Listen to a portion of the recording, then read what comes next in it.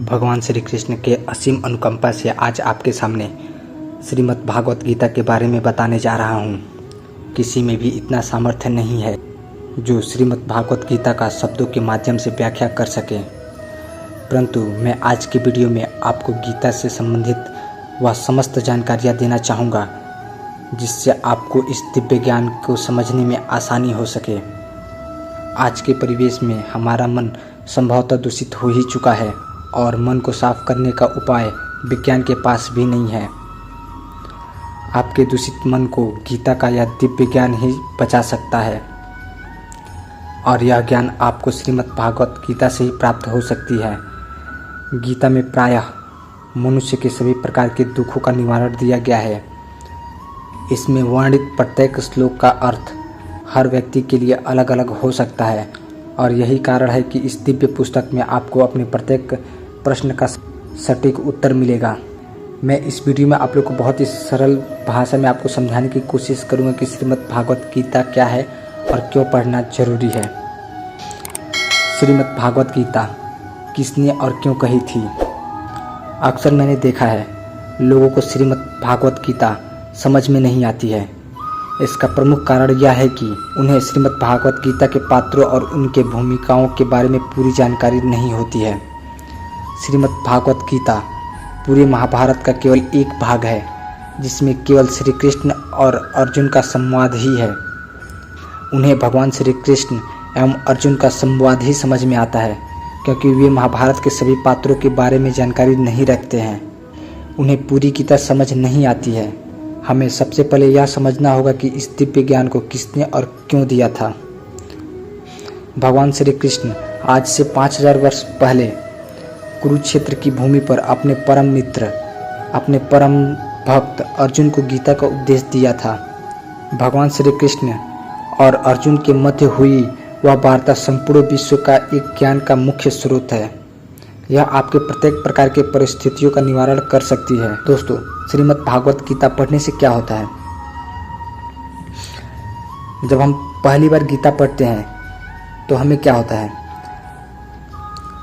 मैं अपनी बात बता रहा हूँ। जब मैंने श्रीमद् भागवत गीता का अध्ययन आरंभ किया, जब मैं पढ़ना स्टार्ट किया तो उस समय मुझे लगा कि मैं एक अंधे के रूप में इसे पढ़ा जा रहा हूँ। मुझे केवल इतना ही समझ आया कि अर्जुन और भगवान कृष्ण के मध्य युद्ध करने न करने को लेकर प्रश्न उत्तर हो रहा था। इसके अलावा बस इतना ही समझ आया और कौन किसका पिता है, किसका पुत्र है, कौन किसका भाई है, इसके अलावा मुझे कुछ समझ नहीं आया। अगर पहली बार में आपको समझ में नहीं आया, अब आप दूसरी बार अगर पढ़ रहे हो, जब आप दूसरी बार गीता को पढ़ते हैं तब आपके मन में कई सारे सवाल उत्पन्न होते हैं। उन्होंने ऐसा क्यों किया? उन्होंने वैसा क्यों किया? क्या होता यदि ऐसा न होता? इसके अतिरिक्त अन्य सवाल आपके सामने प्रकट होते हैं। जब आप तीसरी बार गीता का अध्ययन करते हो, श्रीमद् भागवत गीता पढ़ते हो, तब आपको श्रीमद् भागवत गीता धीरे धीरे समझ में आने लगता है, परंतु हर एक पाठक को इसका अर्थ उनके अनुसार समझ में आएगा क्योंकि यह एक दिव्य पुस्तक है। यह आपको आपके प्रश्न, जिज्ञासाओं का उत्तर आपके अनुसार ही मिलेगा। यही कारण है कि जितने भी संतों और लेखकों ने गीता का अनुवाद किया है उन सब में आपको भेदभाव देखने को मिलेगा क्योंकि इसमें वर्णित प्रत्येक श्लोक का अर्थ हर व्यक्ति के लिए अलग अलग है। जब आप चौथी बार श्रीमद् भागवत गीता पढ़ोगे तब आपको पता चलेगा कि वहाँ उपस्थित सभी पात्रों के मन में क्या चल रहा था। युद्ध को लेकर अर्जुन के मन में क्या चल रहा था, दुर्योधन के मन में क्या चल रहा था, धृतराष्ट्र के मन में क्या चल रहा था। जब आप 5वीं बार भागवत गीता पढ़ोगे तो उस समय पूरा कुरुक्षेत्र आपके समक्ष आपके मन में स्थित हो जाएगा। आपके मन में एक दृष्टि मिल जाएगी, आपके मन को एक दृष्टि मिल जाएगी जहां आप देखते हैं कि अर्जुन युद्ध के लिए तैयार खड़े हैं। इसके अलावा किसी भी प्रकार के अन्य और कई घटनाओं आपके मन में चलती रहती हैं। आप सोच रहे होते हैं कि आगे क्या होगा और कैसे होगा। आप इमेजिन करने लगते हो, आपके अंदर इमेज दिखाई देने लगते हैं कि हाँ, अब अर्जुन क्या कर रहे हैं, क्या सोच रहे हैं, कैसे युद्ध हो रहा है। ये सब आपके सामने आने लगता है जब आप 5वीं बार गीता पढ़ते हो। तो जब आप 6वीं बार भागवत गीता पढ़ोगे तो आपको ऐसा कदापि नहीं लगेगा कि इसे पढ़ रहे हैं। उस समय आपको लगेगा कि आपको कोई श्रीमद् भागवत गीता सुना रहा है।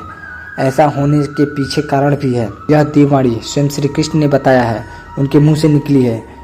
यह दिव्य पुस्तक आपको स्वयं ही सुनाई पड़ती है। जब आप इसे 7वीं बार पढ़ते हो, कोई भी व्यक्ति जब लगातार श्रीमद् भागवत गीता बार बार पढ़ने लगता है तो वह स्वयं अर्जुन बन जाता है। यदि कोई व्यक्ति गीता को 7वीं बार पढ़ता है, उसका पाठ करता है, तो वह स्वयं अर्जुन बन जाता है एवं उसे ऐसा प्रतीत होने लगता है कि स्वयं भगवान श्री कृष्ण उसे गीता का उपदेश दे रहे हैं। तो जब आप 8वीं बार गीता का अध्ययन करते हो, तब आपको अनुभव होने लगता है कि भगवान श्री कृष्ण कहीं और नहीं है, वो आपके अंदर हैं, आपके शरीर के अंदर हैं। तब आपको धीरे धीरे यह ज्ञान होने लगता है कि प्रभु ब्रह्मांड के प्रत्येक कण कण में निवास करते हैं। श्रीमद् भागवत गीता में सभी प्रश्नों के उत्तर। यदि कोई व्यक्ति प्रतिदिन श्रीमद् भागवत गीता का अध्ययन करे तो उन्हें अपने सभी प्रश्नों का उत्तर मिलने लगते हैं। श्रीमद् भागवत गीता में उन सभी प्रश्नों के उत्तर दिए गए हैं। जो प्रश्न आप भगवान से पूछना चाहते हैं, आपके मन में चल रहे हैं, प्रत्येक प्रश्न का उत्तर दिव्य पुस्तक में बहुत ही सहज रूप से उपलब्ध है। आपके सभी प्रकार के परेशानियों के हल भी आपको उस दिव्य पुस्तक में मिलते हैं। धरती के संपूर्ण प्राणियों को कम से कम एक बार श्रीमद् भागवत गीता तो जरूर पढ़ना ही चाहिए। इससे आपके मन में चल रही सभी प्रकार की बाधाएं, दुखों का निवारण बहुत ही सरल पूर्वक दिया गया है। दोस्तों, मैं आप सभी से रिक्वेस्ट करूंगा कि आप लोग अपने जीवन में एक बार श्रीमद् भागवत गीता जरूर पढ़ें।